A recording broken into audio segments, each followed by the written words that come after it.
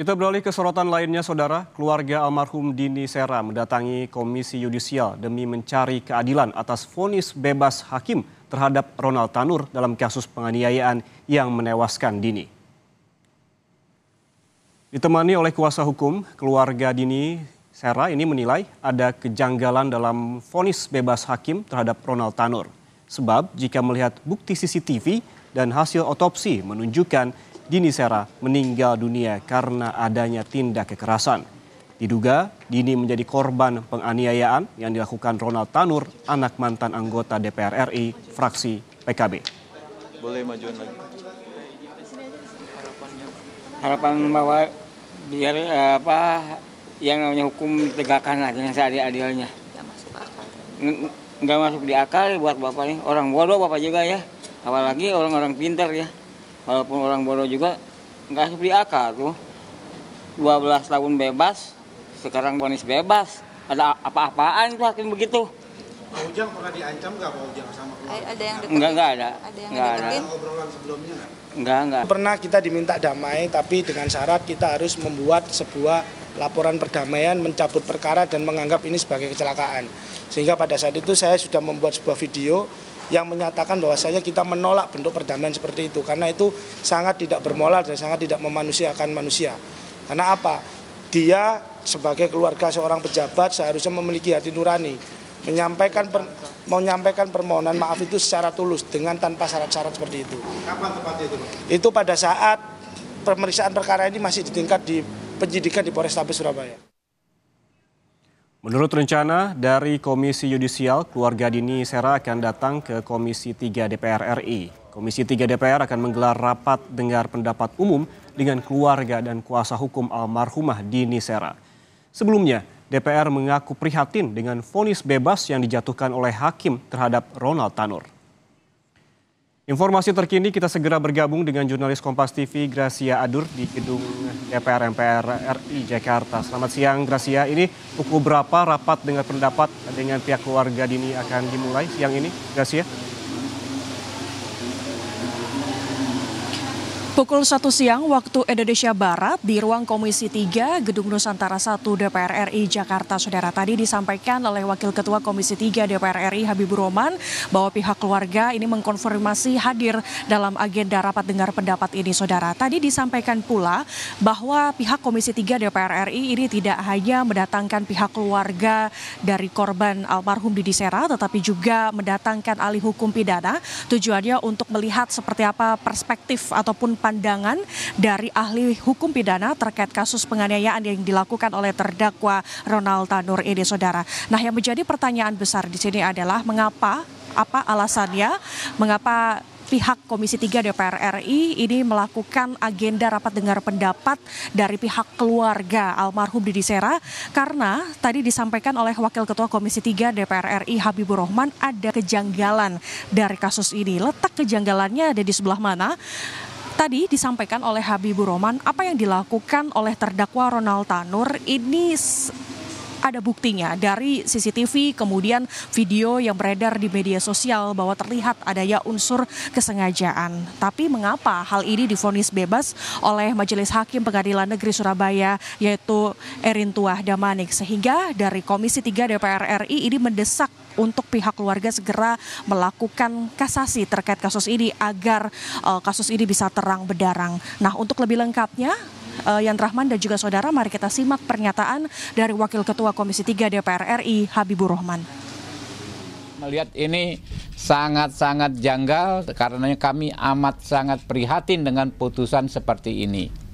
Kalau dari rekaman video yang kami lihat juga ya, kami lihat di di media sosial ya, dan di televisi juga, sebenarnya nggak masuk akal yang bersangkutan divonis bebas ya. Saya ya kebetulan saya adalah mantan advokat, saya paham sekali bahwa semestinya menurut saya hakim bisa menerapkan prinsip ya, setidaknya ini prinsip kesengajaan dengan sadar kemungkinan atau dolus eventualis. Jadi kalau kita misalnya tidak berniat membunuh orang, tetapi kita sadar apa yang kita lakukan kemungkinan besar bisa mengakibatkan orang meninggal dunia. Ya, itu masuk dalam gradasi kesengajaan dengan sadar kemungkinan.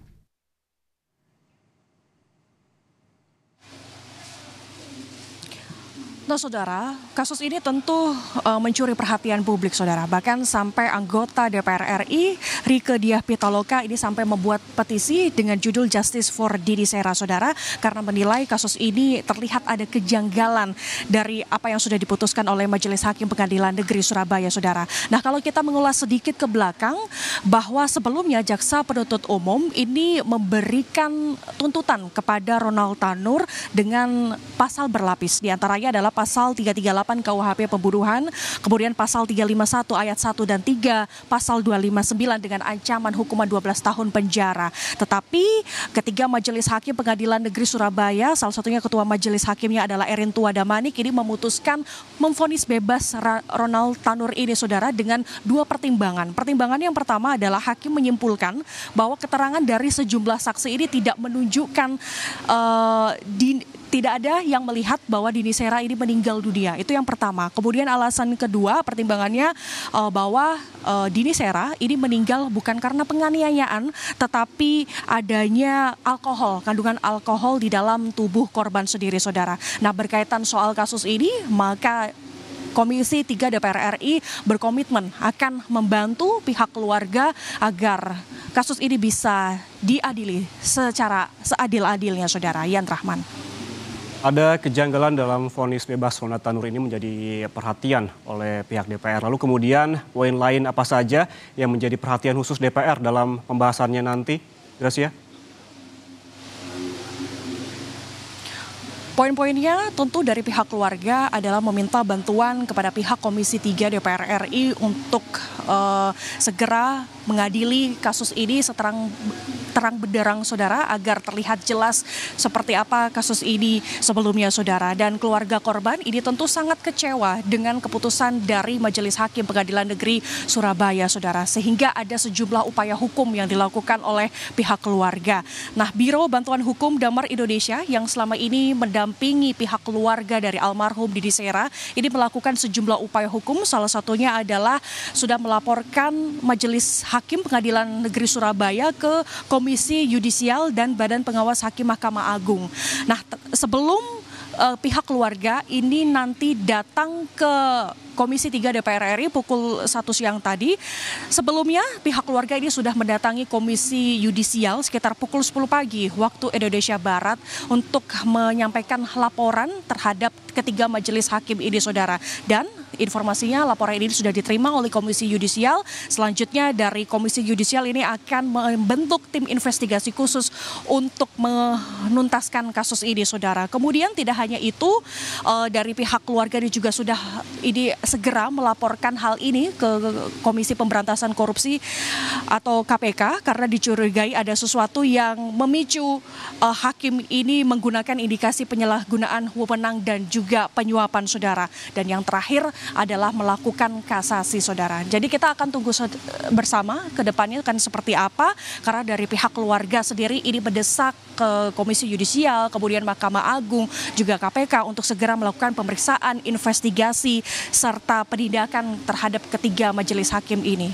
Yan Rahman. Baik, terima kasih jurnalis Kompas TV, Gracia Adur melaporkan langsung dari Gedung DPR RI Jakarta.